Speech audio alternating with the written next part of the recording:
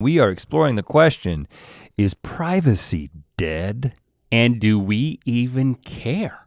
Wow. It could get philosophical, it could get intimate. How private are we going to get? You know? What kind of privates are we talking about here? I'm sorry, I mean, how public are we gonna get about our privacy,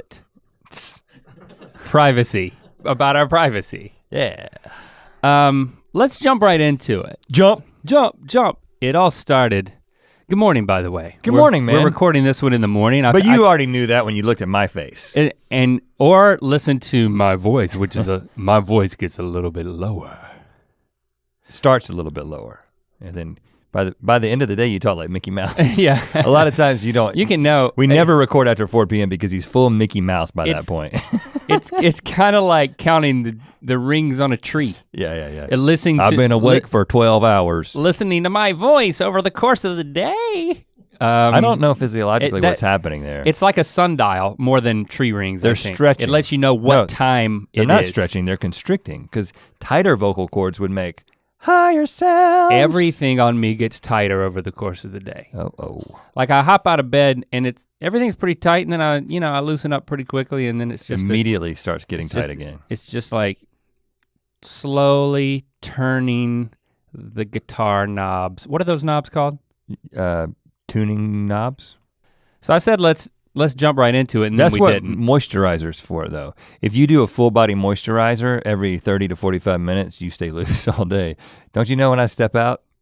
Speaking of privacy, when I go into the loft. You're lotioning? I go into the lotion loft. The lotion loft. Oh, there's a lot more conjecture about what's in our loft after the LTAT, where the money man's men went up there and they came back down. Who knows what they did? Well, they know, but they're not allowed to say publicly. Alex was bloody. Again, that goes back to the privacy. So this might get heavy. Or it might not, but that's a teaser. It might get scary. I'm curious if safe bet. I am gonna get scared because I've avoided this question actively. I just don't like to engage mentally in things that I think will make me have to change my life or my practices, or more importantly, make me more anxious. I don't need to get tighter than I already am. By the end of the day, I'd sound like a chipmunk. Right. That's even worse than Mickey. Mm-hmm. It all started because my doorbell was broken. Oh gosh. When I bought the house that we have lived in for years, the doorbell worked. But what I didn't really understand was that the doorbell was just it was a remote doorbell. It wasn't, what's that? That's too much clicking. Is that your, are you hitting one spacebar again and again? That was his elbow. That was his elbow. He's got tennis elbow. Okay, now I feel like I have to apologize for putting you on the spot, Jacob. Jacob's over there hitting the space bar. But you didn't even have to say who it was, and Jacob's over there hitting the space bar again and again. I'm trying to talk about my damn doorbell. It could have been anybody. I'm trying to emulate the doorbell.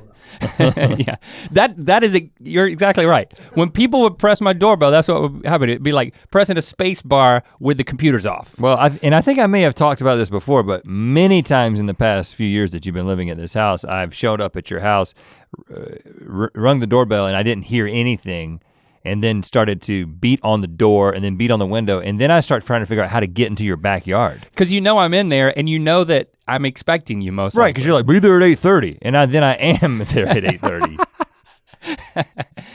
And you're like, oh, we didn't hear it. Yeah. Oh yeah, you didn't hear it because it didn't work. It causes problems. First of all, there was a 24 to 36 month period where you defended the doorbell, and you were like, well, it usually works.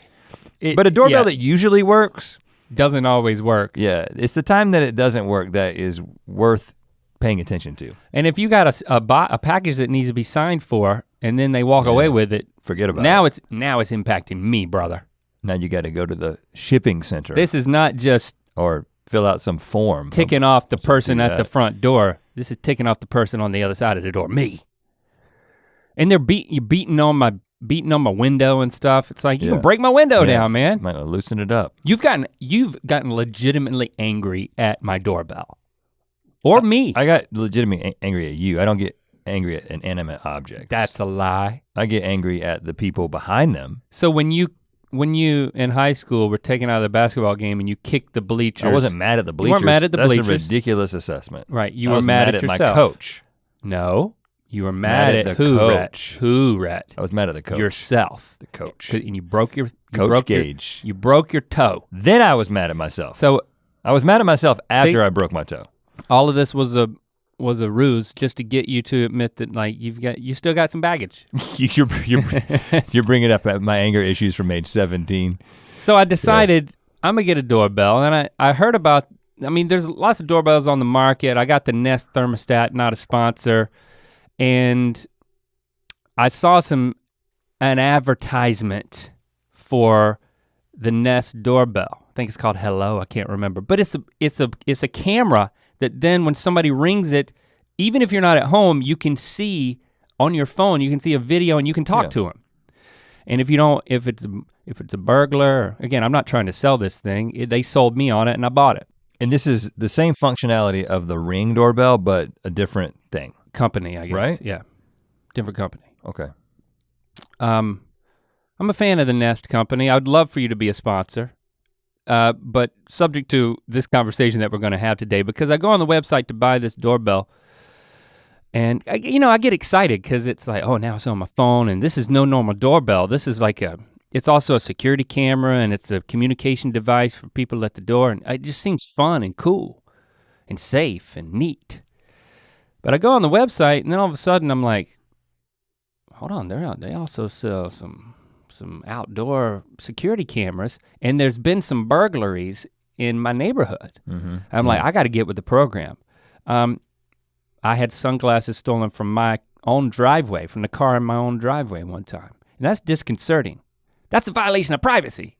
Get into it. Did they just open the door? They just opened the door, yeah. It was unlocked.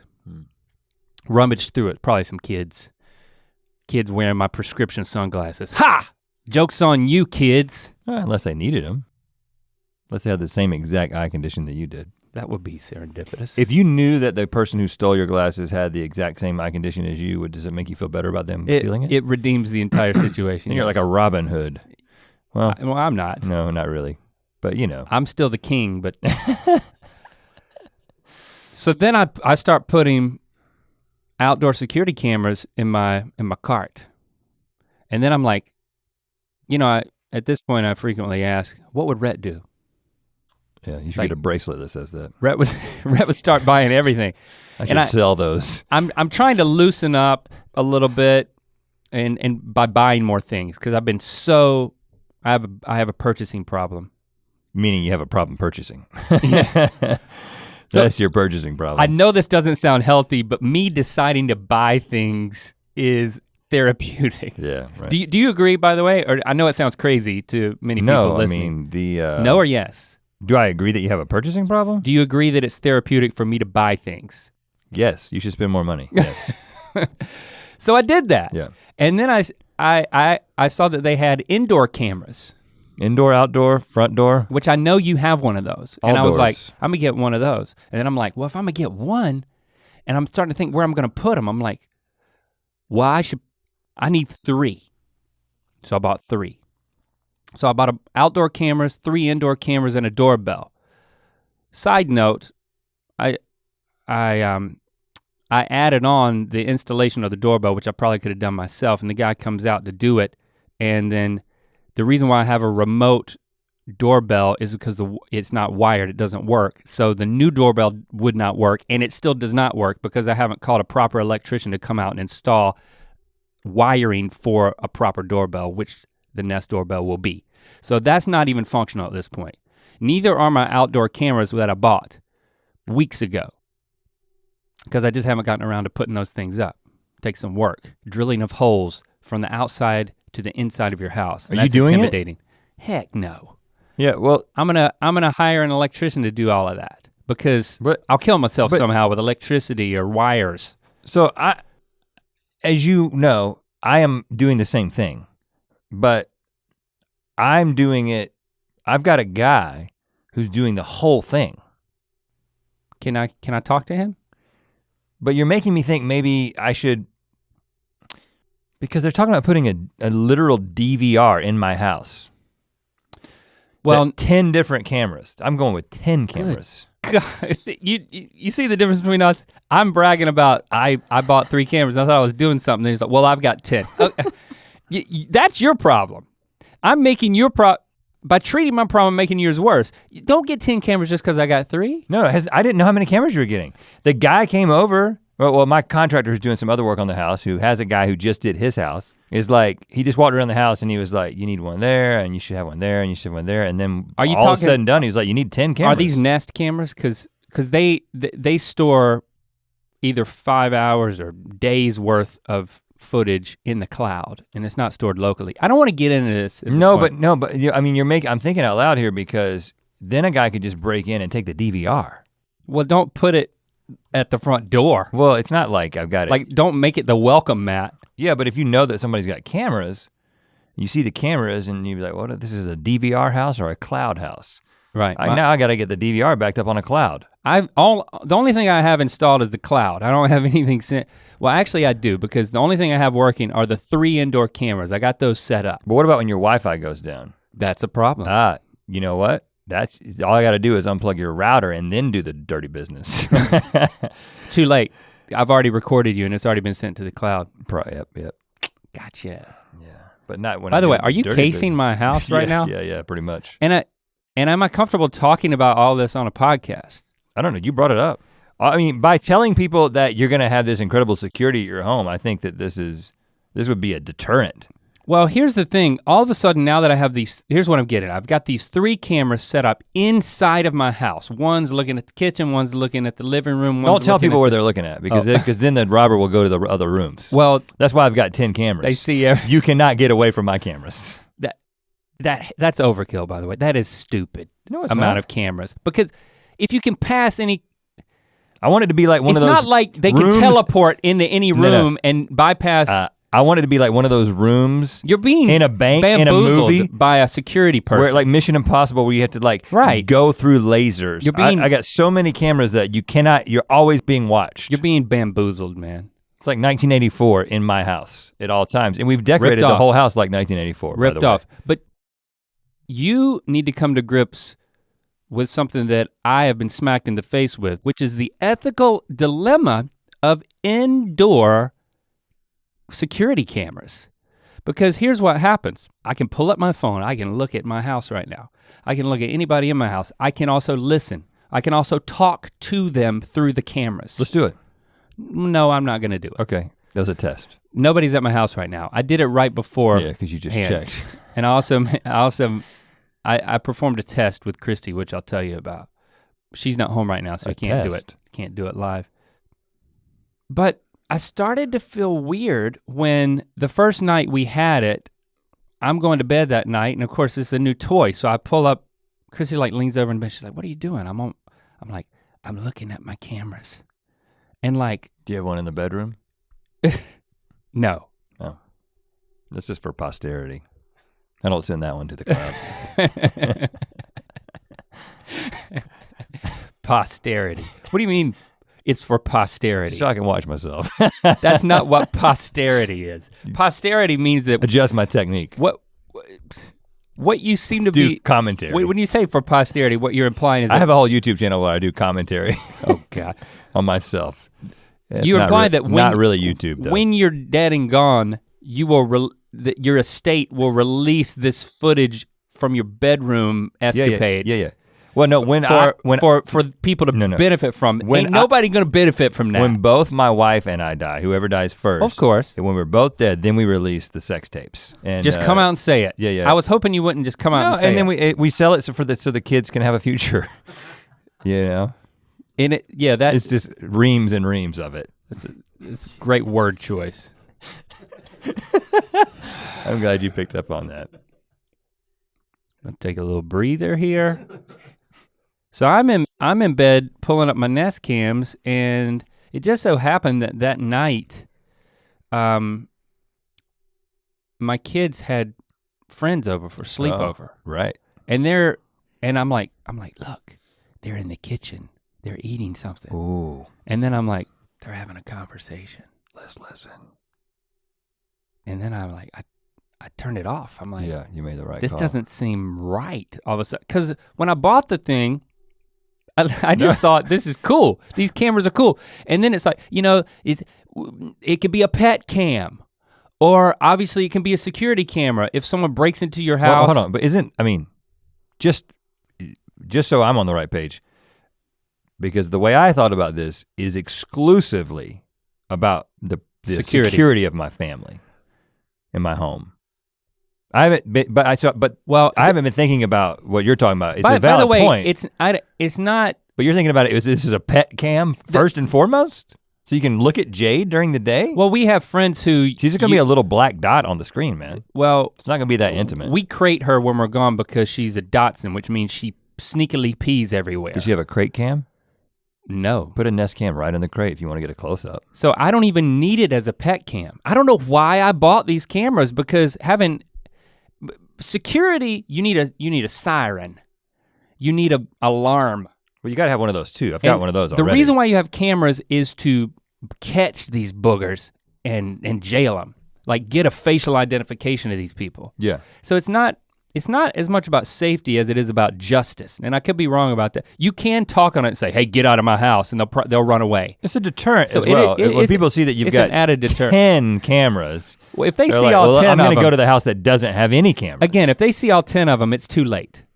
But I got 10 because typically if they're gonna like shoot out the cameras, they've only got 8 bullets. And I also- Then there's 2 cameras that are still there. I also justified the camera as, my kids are of an age now that sometimes, not every time, but given certain circumstances, Chrissy and I can leave the kids alone at home, you know? Yeah. I mean, Lily and Lincoln are responsible to take care of themselves and Lando. Right. Same is true at your house, right? Yep. So, but it's nice to know you can kind of check on them and see what's up, and there's a level of accountability there. But then, with this voyeuristic power, I started to become a little disconcerted with the ethics of it. Now, and I'm the only one who has access to it. Like, Christy hasn't asked for it yet, and I'll gladly teach her how to do it. It's just one of those things. Like, download the Nest app, and it's pretty easy, but she just hasn't done it yet. Right. So, here I am, the only one who isn't gonna be violated, my privacy, but I'm still kind of wigging out about this thing, trying to figure it out. So I think these are the questions that I'm wrestling with that then I do believe lead directly into a much larger question because it's applicable to the entire digital world that we live in and that we type in and that we operate in and that we live our lives in, and we're being surveilled and advertised to and manipulated, judged, ... How controlled. How far does this thing go? So these are the questions we seek to answer, starting with, should I get rid of my indoor cameras? Okay, I have a strong opinion. It can wait until after the break, because we want to let you know that you can grab not only the t-shirt that I'm wearing, not only a shirt that looks like the shirt that Link is wearing, but is not the shirt that he's wearing. It's better because it has miniature horses or a wood grain on it. But you can grab these Ear Biscuits jars, which are in short supply. We're not ever making them again. And they are running low. Inventory low. I turned on the camera to the warehouse and I counted them. You know? Right. Those guys, let me tell you what those guys in the warehouse were doing the first time I looked at the camera. Shipping jars. Yeah. Right. Anyway, Ear Biscuits jars, a lot of other stuff. Get them until they're gone, because when they're gone it's forever. Mythical.store. Thanks for supporting entertainment. So, if we have a babysitter come over, yep, I feel like here you go. We have to disclose there are cameras here. Mm-hmm. Would you agree with that? Yes. And then, I mean, how do we feel about that? I mean, it's like when I think that's okay because we're hiring somebody to do a job, and I like that there's an added level of accountability that, like, Christy and I are out on a date, or maybe we're doing something overnight. So it's like an extended period of time. We can just check in and see what's up, and like, there's a sense of accountability that at any point we could be watching. Mm-hmm. It is a little creepy, but it's a professional relationship where you're paying somebody to do a job. We have cameras here for security purposes, but it's totally legal because it's a business where these things happen. Now, we don't monitor our employees in that way for accountability, but we could. We could. Legally. Right. And I guess that applies at home too. I shouldn't say guess, I assert that that's the truth. But I do feel like I need to disclose that. But what about we got friends over? Or my kids have friends over. Should I put up a poster that's like a disclosure that like, once you enter this premises, it's like here in LA, you walk into places all the time, there's like big placards that say, you will be filmed if you enter this establishment. Yeah, you should have one of those on your front door. Christy will love it. Okay, well, I'll tell you what I think my policy is gonna be. But when I get these 10, maybe I'll go 12 cameras, I don't know. Okay, and then I'll tell you what the experiment I performed like I've on my wife. Wow, is it related to the cameras or are we just talking about? Well, it depends on what you're about to say. Okay, so I think that obviously, like I said, the primary purpose of the cameras in my mind is to serve as, to protect not the privacy, but the security, to ensure the security of my family and my belongings. And so therefore, it is primarily a deterrent because any would-be booger, as you said, is going to see that there are cameras. There's gonna be cameras on the outside, there's gonna be cameras on the inside, a total of 10. And then I think that the secondary purpose is in the case of an incident, it is a record, like you said, for identification purposes. For me, that is the sole purpose of the cameras. Now, I do think that you should tell anybody who's watching your kids, you should be like, yeah, we've got cameras. Anybody who's a friend, usually you're gonna be in their presence. If it was a friend who was coming to like house sit, be like, hey, there's cameras, just so you know. I would probably also say the next part of my personal policy, which is, as a rule, I do not randomly review the footage or watch the footage for entertainment or voyeuristic purposes, just so you know. The purpose of the cameras— But you'll have to trust me on that. Yeah, you do have to trust me, but the purpose of the cameras is for surveillance, is a deterrent and then a record, but not, so I guess not for constant surveillance of my family or friends or anybody who's legally in the house. Now, in the case where there is some sort of incident, okay, for instance, the other day, I get a call from Lindsay, who was watching the kids and does sometimes and does some stuff for us. And she's like, Shepard and Locke just had a pretty intense fight. There was a punch. There was a punch from Shepard to Locke. Locke's not gonna punch Shepard. A 10-year-old punching a 14-year-old. Okay. It was a Halloween candy incident because Shepard had a lot of Halloween candy. Locke didn't have any and he just wanted a piece, and then that turned into a fight. A punch. And a punch to the face that drew blood. Oh. Okay, I mean, they're McLaughlins, this kind blood of stuff from happens. Where, the lip or the nose? The nose. Oh God. Punched him in the nose. Yeah, you know, you can, what piece of candy was this? I don't know. You don't even know? Probably butterscotch. Well, did you review the footage or not? Exactly, so now in the case that there is a discrepancy in their accounts of the events. Oh yeah. Then I feel like in those cases, I will have every right, once these cameras are installed, to review the tape. Did you review the tape? No, they're not installed yet. Oh, dang it. They're gonna be installed any day now. That's the thing you want. For entertainment purposes, you wanna see, Shepard punch Locke, right? Yeah, and so I would do it out of curiosity, yeah, I would watch it, but I would also be like, I might coach Shepard on his technique, or I might just say— It's in the hips, I think. I might say, guys, listen, this is ridiculous. Look at yourselves. Listen and look at what you did. Showing them, and even like when a kid pitches a fit, when a kid is being a typical ass like they can be sometimes, or maybe when I'm being an ass. Oh, yep. Jesse could say, a lot of times she's like, you said this, I'm sure of it. Oh yes. We can go to the tape that now. happens. And so, I hadn't thought of this. So to me, argument settlement. Again, I haven't employed this yet because I don't have it in my house, but to me, that is the only time in which we can go to the tape when the involved parties, if it's two adults, if it's me and Jesse, I think we both have to agree that we're gonna go to the tape.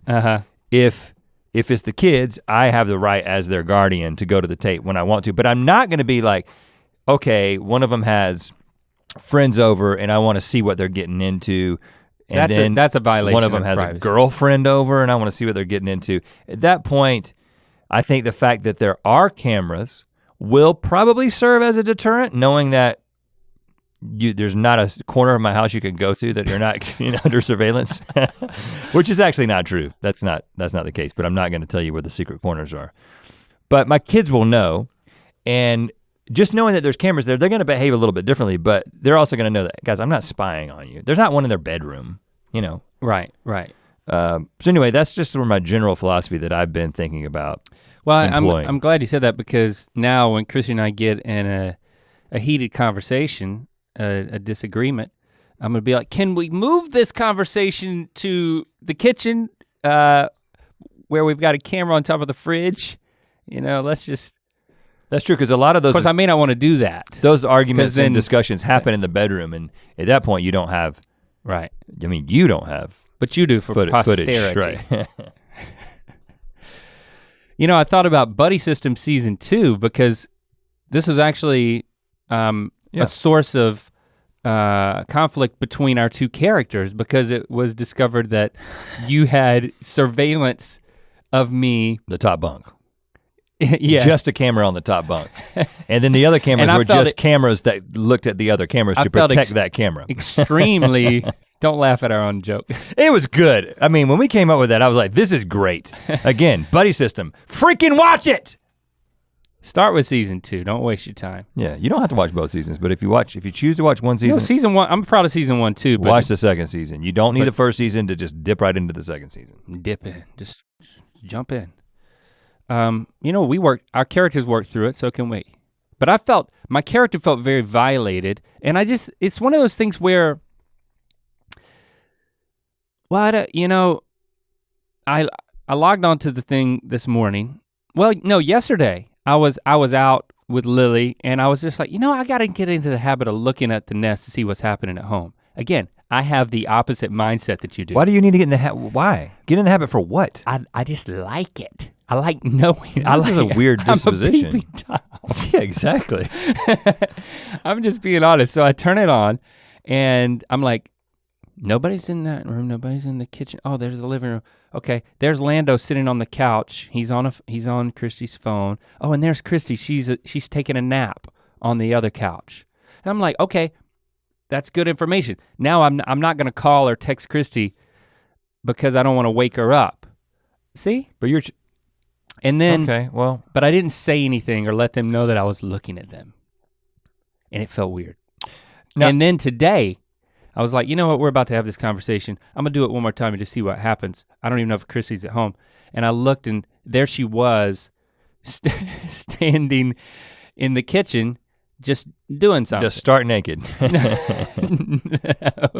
She was doing something, she was about to leave the house. And then I turned on the microphone and I said, hey. Oh gosh. And I saw her kind of look around a little bit. She looked down. She didn't know that it came from the upper corner of the bookshelf, like near the ceiling in the other room. And then Jade runs over and I'm like, hey. And Jade starts freaking out. And then Christy walks over and looks at the camera and I couldn't hear her for some reason because it wasn't connected. And then I called her on the phone later. I was like, hey, I told her why I was doing it for a podcast, not just because I'm peeping Tom. And I said, even though I do have a practice of that, I guess I may have a problem, but I said, how did you feel? And she was like, well, it felt weird. I mean, yeah. I'm not doing anything that, it's that I'm embarrassed about or I'm trying to hide, but it did feel weird that all of a sudden you were watching me and I immediately thought, how long has he been watching me? Right. And that feels like a violation. If something feels weird, you feel a little violated, your personal privacy. because, so I don't know what to do. I mean, is it about me using constraint or is it about me taking the cameras down? Well, okay, so you heard what I thought my philosophy was gonna be, was to not do what you did as a general rule, but I am open to changing, and maybe one is better than the other. It seems right now that just given our general understanding of privacy in modern society, that it's a wiser choice to not randomly check in on people, right? But some of the research. But here's the thing, well, like sometimes if Christy's not at home, if I know she's out and I'm like, I know she's coming back, I could text her, but she's driving and I can just look, she's enabled location services on her phone, so I can look on my phone under the text screen and see where she is, see where her phone is. Well, of course you can argue yourself into the that feels okay. Conveniences and the functionality of, because she willingly shared that with me. Of this monitoring. My location, her location. Which we're gonna get into that. But I think that if we take a look at where we came from, you know, like basically the historical understanding of privacy is a pretty fascinating thing. And then what is our current understanding of privacy, and then where are we going in the future? And I think we might be able to land at what our policy should be. Okay, yeah, let's do it. So again, this goes well beyond security cameras. This is all types of privacy. This is just the concept of privacy, which basically informs the way Christy feels about you checking in on her, because she is a product of modern society, as is, except for the vampires, everyone who's listening. So this is an article from Medium, which, you know, anyone can write an article on Medium, but there's a guy, Greg Ferenstein, who has this thing called the Ferenstein Wire, which was a very well researched, and I've only looked at this article, but basically pulled from a lot of different sources to kind of go through some historical examples of tracking the way we think about privacy, which I think we can camp out on any one of these that we want to. Okay. But interestingly, and I will be, when it sounds like I'm reading, yes, I am just quoting Greg. So I'm not trying to sound like Greg, I am quoting him.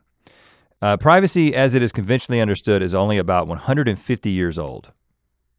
Okay? So most humans living throughout history had little concept of privacy in their tiny communities. And obviously the further you go back and the closer we get to diverting off of a common ancestor from chimpanzees about 6 million years ago, the less and less privacy mattered. The privacy has become more important sort of as we've advanced. But you get the picture of being in like a hunter-gatherer community, and just the idea of, I gotta go somewhere to do this thing, was just not really, in fact, we see this in, there's modern societies that have been observed, that, not modern, but basically tribal people who have not been influenced by modern society. There's a few of them that are still studied. Contemporary hunter-gatherer communities. In fact, Jared Diamond, who wrote one of my favorite books ever, Guns, Germs, and Steel, who's a UCLA anthropologist, he said, because hunter-gatherer children sleep with their parents, either in the same bed or in the same hut, there is no privacy. Children see their parents having sex. In the Trobriand Islands, Malinowski, which is a researcher, was told that parents took no special precautions to prevent their children from watching them having sex. They just scolded the child and told it to cover its head with a mat. Well, I think about, I remember watching Dances with Wolves, and, and there's that scene with the, all they had was a rug, a bearskin coat of some sort, a bear skin, I'll just leave it at that. A bear skin covered their bare skins. Right. But there were other people in the room. Right, what, are you gonna tell them to leave? And also, there was a similar scene in Vikings. Do you remember that? Mm-hmm. Yeah, where it was like, well. I got that one in the memory bank as well. It was the kids, the kid was in the room. The personal DVR that I keep in my head. You're welcome, Matt. And this seems odd. I mean, I don't even. And this seems, first of all, I acknowledge that this seems a little bit nuts, right, to us, because we have room. Like most people have their own room, and we'll talk about why we feel the way that we do. Do you send Barbara out? I put Barbara in her crate. But I don't send does her she have out. a view? Yeah. She has a view from the crate? But she doesn't watch. You send Jade out? No. Is she in a crate?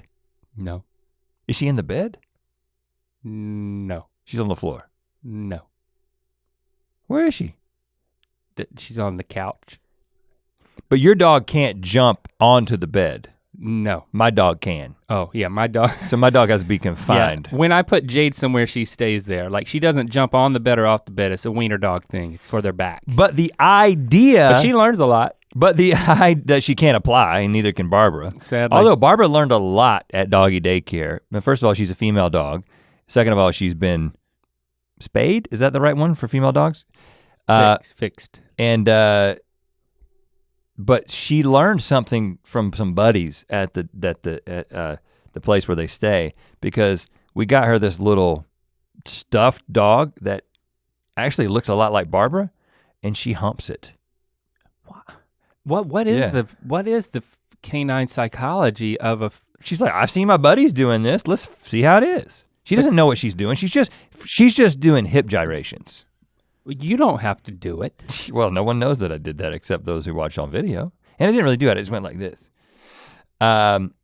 Anyway, so you can learn a lot. Your dog is learning a lot. That's all I'm saying. Just depending on how much you're gyrating. So, but the one thing I will. Wouldn't that be embarrassing if like we have friends over and it's like, what is your dog doing over there? It's like imitating me. Oh, that's a special. That's a patented move that I thought only. Oh gosh. See, we're very. I mean, it's interesting what's happening now. We're being so public with something so private. Our wives will probably kill us. Well, people feel this conversation. It's making people feel uncomfortable. But the fact is, yeah, we're just making. If you feel uncomfortable right now, that's on you, because we used to be hunter-gatherers. That fact, it was just part of existence. And now we live in a place Public where existence, you almost. gotta make sure that the door is locked, because God forbid your kids walk in on you and all of a sudden their lives are ruined because they see the way that they were made. Really? I mean, that's the way we think about it now. And that is a distinctly modern understanding of privacy. But don't act like you wouldn't feel weird if that I would happened. obviously feel weird because I'm a product of modern society. Okay. Speaking of that, Exactly. in medieval times, which is not that long ago, newlyweds climbed into bed before the eyes of family and friends, and the next day exhibit the sheets as proof that the marriage had been consummated. That is from George's Doobie, editor of A History of Private Life. I think that was less about privacy and more about something else, like something about consummation. There was probably like some sort of legal ramifications of that. That was actually what marriage made. Regardless of the reasons marriage for was it, made. the practice was, and there's actually a painting associated with this particular quote in this article. It basically shows a couple in the bed, and now they did have like the sheets, the curtains around the bed, but then the family was all standing outside the bed, and then the couple is getting ready to do it in the bed. Again, individual beds are a modern invention. For most of history, it wasn't uncommon for there to be one large bed. Not most of history, there wasn't a bed. But since there's been beds, it wasn't uncommon for there to be one large bed where everyone slept. That includes the entire family, some servants, and even guests. Where else you gonna sleep? We've got a bed. And I don't necessarily know what all was going on in the bed, but this idea of personal space and privacy is something that was not natural. In fact, the way that Greg puts it is transparency is humanity's natural state. What's the weirdest bedding down situation you've ever been in? Probably just sharing a bed with, a friend at a hotel. I think. I mean, we've had to do We've that, done that. In desperate times. Led to many altercations. Yeah, we have different sleeping styles. I sleep with reckless abandon, as I have gone on record in saying. And when I sleep by myself, I go all over the place. But when I sleep, and when I sleep in a bed with my wife, I kind of go all the place. When I slept in a bed with you, You're like a rotten log. I would just stay completely still, no contact. It's like it would subconsciously just stay with me the entire night. We don't do that anymore. We're that successful. That's right, we get our own rooms. That's why we do this, so we can travel and have our own rooms. That's why we have ads.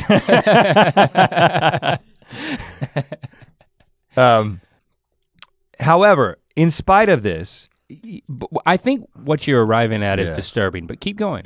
There seemed to be some instinctual preference for privacy.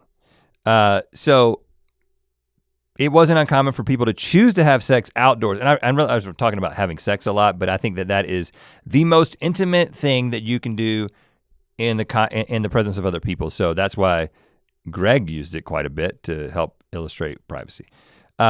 He's also a freak. People choosing to have sex freaky deaky outdoors rather than in the same room, if possible. So in Dances with Wolves, if it wasn't too cold, you might go outside, but that doesn't mean to dance with the wolf. You know, exactly. It doesn't mean that they didn't choose to not have sex. Like, I think that in certain situations, okay, for instance, let's just say that I'm gonna quit using us and our wives as examples just for the reason you pointed out earlier. I don't wanna get them too riled up. Too late. But let's just say you are a couple and you go on a trip with another couple and you are in a financial situation that necessitates sharing a hotel room. Oh, now you're talking about Fargo. Yeah, I don't really remember this scene. 2 double beds, 1 hotel room, 4 people. Right. And then two couples. The question for you, listener, is, are you going to abstain from hanky panky? Yes. Yeah. Most, I would go as far as to say 95% of modern people in the Western world would say, for one night, sure. I mean, like, we don't have to do it tonight. If this was the living arrangement forever, we might have to start having a discussion and purchase a bunch of earplugs and I don't know, a divider. And I want to kind of rifle through a few of these things just to kind of quickly catch us up to modern society, because I think this is when the conversation gets very interesting. So what changed? Why do we think differently about this now? Well, so while transparency is humanity's natural state, there has always been a preference for privacy, but there wasn't a logistical opportunity often. Mm-hmm. Does that make sense? Yeah. So practically speaking, it was very hard to be private and have your own room. You would have done it, but we didn't have that. We didn't. That's not how we lived. But the invention of the printing press, again, this is, I'm sure Greg is drawing on a lot of sources, but this is Greg's thoughts, and I tend to agree. The invention of the printing press laid the foundation for privacy. You could hide behind it. As it allowed personal and private was a big machine. Contemplation of writings, most often religious ones like the Bible. However, this was an elite luxury. So, meaning that having some time, because there used to be like, if you were gonna be read something, and which was usually done in the context of a religious setting, there was a public reading and you would all kind of gather around and listen. But now with the printing press, we can take these writings and we can go and we can contemplate on them in private. And actually the concept of the private life and what's going on privately, again, a lot of this happened in a religious context, but there was also the concept of confession, which wasn't always a thing, but the idea that you were gonna go and confess something to a priest, at least in the context of the Catholic Church, and that was an acknowledgement that there was a private life and there was an internal morality that needed to be brought into public.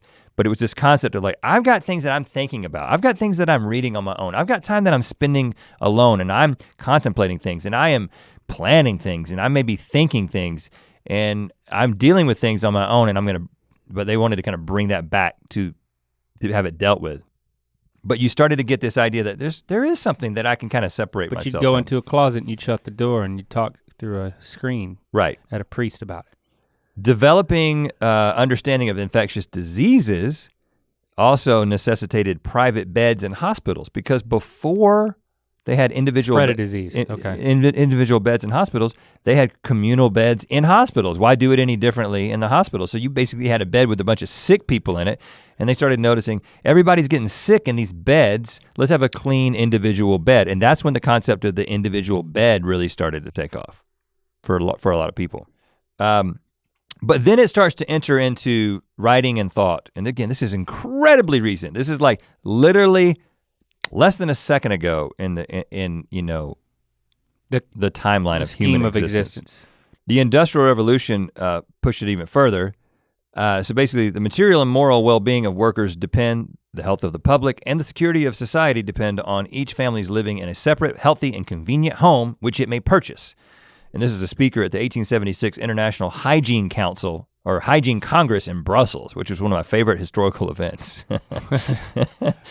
So that was when they started saying everybody should have their own house, which led to everybody should have their own room in the house, which is a kind of a later concept. You kind of start getting that in like 40s, 50s, like post-war, 60s. And of course now- You gotta have your own TV in your room. Right. And then finally- with a webcam that's watching you, and then you relinquish all your privacy again, full circle, but go ahead. It's exactly where we're going.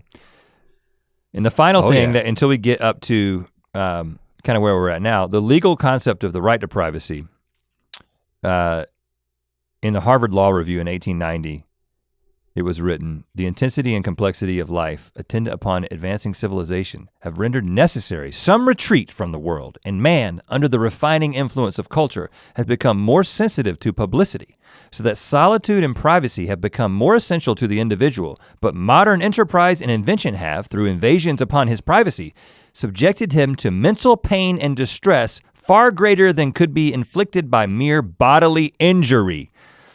So this was the beginning of the recognition that a violation of privacy is a true violation. We've got to stand for our right to privacy, because as we begin to introduce modern enterprise and invention, they begin to invade privacy. But there's another thing about us as humans. Not only so transparency is the natural state, but we began to fall in love with privacy because when we can make the choice to choose privacy, we will do it, as has been demonstrated by history. But we have a problem. We value convenience over privacy. So obviously you've got modern examples of just like choosing to do online banking and stuff like that. And that brings me to, the Time article I was reading details what researchers call the privacy paradox, which is we care so much about our privacy, yet we keep giving our information away. And it says we do it because we reason that our future self will probably suffer no consequences. We figure that the worst that will likely happen is we feel kind of violated by all the corporate algorithms and maybe the government tracking us along with everything else, but it's worth it because we get to use the app, or we get to buy the thing so quickly, or we get to enjoy the entertainment, or we get to connect with people, or we get to share something and get boosted in our ego zone in a digital sphere, you know? And meanwhile, it's not, we care about it, but we care about convenience, connectivity, a lot more. And the people who have all the money and all the power, the corporations, they know that this is the way that we are. And that's why they continue to give us the conveniences, and they continue to whatever degree, we can talk about what the degree is, track us and listen to us and understand the things that we like and that we search for to begin to develop a profile of us as individuals so they can then turn around and sell stuff to us. According to CBS News article, Google has said it has access to, quoting Google, 70% of credit and debit card transactions in the United States. Mm-hmm. According to the author of one study, again, this is still the CBS News article, Google has trackers on 76% of websites, while Facebook watches us on 23% of sites. And you can- that's about 6 or 9 months old, this article.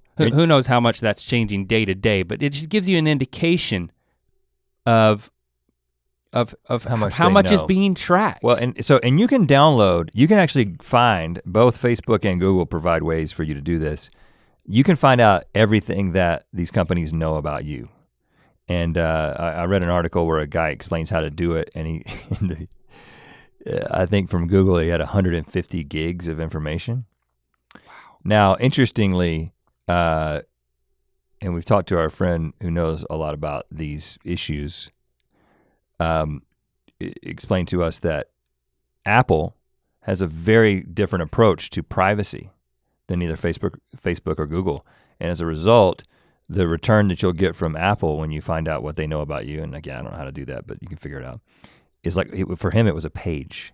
It was just a page. Now, and it's interesting because Apple has chosen to say, at least thus far, that we're going to respect your privacy more. And obviously, even to the FBI, that has been obviously they would be more successful. Maybe it was the CIA, I don't. They would be more successful as a company. They'd have a higher profit if they were taking advantage of the information that's out there. But before we and I will add one more thing, because we're all starting to have this experience of, you have a conversation and then you get an ad. And you're like, okay, my phone is listening to my conversations, and it's uncanny. Even though they will say that they don't. Yeah, because Google said, we do not use ambient sound from any device to target ads. This is still the CBS News article. Facebook had previously said, we show ads based on people's interest and other profile information, not what you're talking out loud about. There are sites though, there are apps that do listen, and you can control what the microphone on your devices is allowing access to. But the amount of people who they don't even need to do it. That would be so much data if they were constantly listening. They don't have to do that. The computers are so smart with all of your digital footprint that it can predict things that you want and know so much about your spending and your salary and everything, where you are. Instagram they don't need to well. listen. They don't need to listen, but it's just a testimony to how effective they are, that you're convinced that they're listening. Yeah. And maybe I'm wrong, but I think I'm right, and I think that's a stronger point, that they know that much and they're not even listening to the audio. That's even scarier to me. But their devices like Alexa, they are listening. I don't know what they're doing with information. But they say publicly they saying said they're not storing it. Yeah. All I'm saying is that we don't really know, but we know that a lot of information about us as individuals is out there, and it is being used to then sell things back to us. And let's not forget the government. I'm not one to. Let's not forget it. I'm not one to. I just want to. There's a lot of people that would say that at this point. It's like, you can get worked up about Facebook and Google, but don't forget about the government themselves. That's not something I find myself personally thinking. I have this default trust, but again, I think for me, as I hinted to at the beginning, I value convenience, and I scroll down just to click accept on the terms and conditions on anything that I'm already convinced that I gotta have in my life. Yeah, and everybody does. I buy cameras and then realize I become a peeping Tom, for goodness sakes. It's just, I'm being facetious at that, but I am not a peeping Tom. Well, let's get back to that, because, okay, you being a peeping Tom, no. Backing up just a little bit, this is not a modern concept. Like, there were some examples in Greg's article about us beginning to, out of convenience, sort of say, privacy is not that important. Postcards, postcards invented in the early 20th century. People started using them like crazy, and they would write very personal and intimate things on these things that could be read by the mailman or anyone who happened to see the postcard. Party lines, before there was individual telephone lines, there were party lines where you basically had a phone for the community, and you had to trust that your neighbors were not listening to you, and they were listening to you all the time, because all you had to do is pick the phone up it was just like listening to your sister talk to her boyfriend. It was so easy to do, but it wasn't just confined to a house, it was within a community. We have been willing to have intimate conversations via text and via our voices, even knowing that we could be listened to. It's not a modern invention. So as soon as we began to value privacy, it was being eroded and it was being attacked. And now obviously with what's happened with the internet, it's just been accelerated to the point where, in fact, a guy named Sam Altman, who is the Looped co-founder, who is a guy who pioneered paid geolocation services, he said the magic age is people born after 1981. That's the cutoff for us where we see a big change in privacy settings and user acceptance. So obviously— Meaning looser privacy settings and more acceptance of just willy-nilly just letting it into the ether. Yeah, now we have a pretty high level of paranoia and skepticism. We're born, I mean, I was born in 77, you were born in 78, so we're before the cutoff. But given what we do for a living and given our personalities, which is a very high value of convenience. Yeah, we simulate a much younger age. I tend to be a proponent of, like my brother-in-law has historically been very concerned about his privacy when it comes to like online banking. I remember having a conversation with him like 15 years ago where he was making the transition to online banking because it was still something that was happening. Yeah. And he was just like, I just don't feel comfortable with it. It seems like anybody could get, I was like, but here's the thing.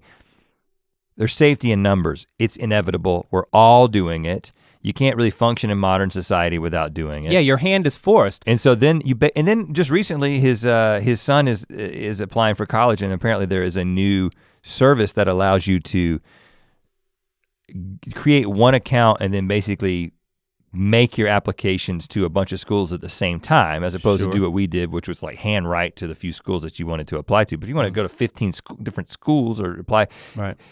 And it required my nephew putting in the birthday and social security number of both parents, and of course himself. And my brother-in-law was like, I'm not comfortable with this. And again, I said the same thing. I was like, you know what? Anybody who wants your social security number and birthday, who's motivated to get it, can get it. But if you want to keep your kid out of college, then that's on you. You know, it's like, again, your hand is forced and you have to make the decision. So he had to do it, right? Of course. He did it. You made him feel a little bit better about it. I just said, just have a credit monitoring service. Here's the thing. I was like, just make sure you have that. I feel like, well, I don't have anything to hide. But then if you go back to, but it's that moment that your husband comes over the webcam and is like, hey, that all of a sudden you have this feeling of, how long have you been watching me? That's, you know, it innately feels like a violation. Now, you've made an argument, a historical argument, that it's cultural, is what I hear you saying. It's in our Constitution, okay. Is that an inalienable right? Well, maybe, but okay, let's talk about this. I just want to, my specific question is, in tracing privacy, were you making an argument that it's just cultural and that we need to get over it? Because, and I'll just go ahead and state everything, and you can revisit any part you want. I have this sense that, you know, I just can't worry about this stuff where our hands are being forced. But if I am gonna worry about something, it's not, to me, it's not the government, and many people argue, well, that's a big mistake. Or it's not Google or Facebook or fill in the blank with whoever other corporation it is, and other people say, well, that's a big mistake. But it's the people who are going to, the bad guys who are gonna steal it and use stuff. But I'm like, even then, what's the worst that can happen? So I'm just like, I just don't wanna worry about it. I wanna live my life. Give me the chip. Give me the pill, whatever it is. You're willing to take the chip, which is happening in pretty significant numbers in Sweden at this point. Right. So I don't want to talk about the chip per se, but you know, it's like, and maybe you can go even further into the future, but again, so that's where I'm at. Drill in anywhere you want. You're post 1981 for all intents and purposes. But are you making so did you make the argument, just get over it? Are you with me? I'm not, well, here's what I'll say. In some weird, it's just crazy, right? Transparency is the default state, the natural state of humanity. Meaning that we don't have privacy naturally or a desire for privacy to the extent that we do now. But modern invention led to the development of a preoccupation with privacy that then further advancement in a very short period of time, 150 years, led to the essential complete evisceration of privacy. And we are full circle in some weird world returning back to a state of transparency in the modern world. And I think this is where we're going ultimately. Sex in front of our children. Exactly. This all comes down to having sex in front of your kids, and you should go ahead and just start doing it now to embrace the future. Nope, that's not exactly where I was going. Use a bear rug, please. I think this Use is bear skin. I think this is where we're going. And again, I don't know what the timeline for this is, but I think we are going to a place. The technology is leading us to a place, and literally the technology will lead us at one point. We've talked about that before. To a place of constant surveillance that makes 1984, Orwell's book, look like Child's Play, the movie with Chucky, which would be a great collab. But we're getting into a place where not only were we gonna be being 1984, starring Ryan Gosling and that puppet from Chucky. Not only are we gonna be in a place where we're being monitored by cameras, but we're gonna be being monitored everything down to our thoughts, right? I mean, as soon, I don't know when this is gonna happen, but basically all that's happening in our brain is some electromagnetic signaling, and we can't really figure it out yet, but we will be able to at some point. Not in our lifetime, but it will happen. I believe that the brain is so complex that will never happen. I mean, before it all implodes on itself. Okay, that's a fair argument that we die off as a species, but the technology is inevitably getting to that place. But even if it's not true, it is helpful to paint that as a worst case scenario, and then like, how bad is it? So keep going. We are essentially moving to a place where we are an organism, right? Which interestingly is where we started from. An organism that we all came from. And we're going back to a place where, like a beehive, and again, this is absolutely makes your skin crawl, as it should if you're a healthy person. The idea of being in a place where ultimately your thoughts are not even your own, but they're being shared and directed by a collective of intelligence that's not even limited to humans. I mean, read some Asimov and you get to a place where it's just crazy that he was able to talk about all this in the 50s, but basically this is where the technology leads us. Now, there's gonna be rebellions against this, right? There's already people who are like, I ain't getting the chip. You know, there's the Matrix, right? There's all these examples of the people rebelling against it, and that's probably a healthy thing, and there will be rebellions. But the general trajectory, unless we destroy ourselves, which is very likely that we will destroy ourselves. Let's just, for argument's sake, say that we won't destroy ourselves. The general trajectory is towards a place of us becoming an organism. And individualism is a super like American thing right now, and we're all excited about it and we want to defend it and we're willing to fight and die for it right now. And that's great. All I'm saying is it's temporary, and it's not even a natural thing when it comes to humans. It's just something that was an anomaly, a blip on the radar of existence that happened because of some technology that brought into existence. I think that's probably the biggest contribution of the self-driving car is how it will be a big cultural shift of acceptance of community. Well, I have one last wild theory. I believe I'm kind of on the Elon Musk team here. and thinking that statistically speaking, we're probably in a simulation. We've talked about this before. Mm-hmm. If we're in a simulation and the inevitable trajectory of the simulation is that we are getting to a place in which we recognize that we're all one organism, it's all data, and it's being controlled, experienced, and exchanged as a collective. At that point, we basically become indistinguishable from the computer that is powering the simulation that we're in, which is all based on data. All right? I haven't read this theory anywhere. I'm sure somebody else has come up with it. But at that point, once you're this collective and you're just kind of existing in the world of data, that is essentially a computer hard drive. And at that point, when we get to that place and this indistinguishable, the simulation is indistinguishable from the computer that is making the simulation happen, that is when we will be delivered. That is when we will be delivered as a species. Delivered. We will get out of the simulation. I know me and you tried to do it one time. I used to think that maybe just admitting that it was a simulation and holding hands with your best friend was how you got out of the simulation. We two guys are Link and Rhett, and we know we are in a simulation and we want out now. That didn't work because we tried it. We've tried it many times since then. Let's not try that again. But now I'm beginning to think that let's beat our head against the wall instead. It's just a recognition.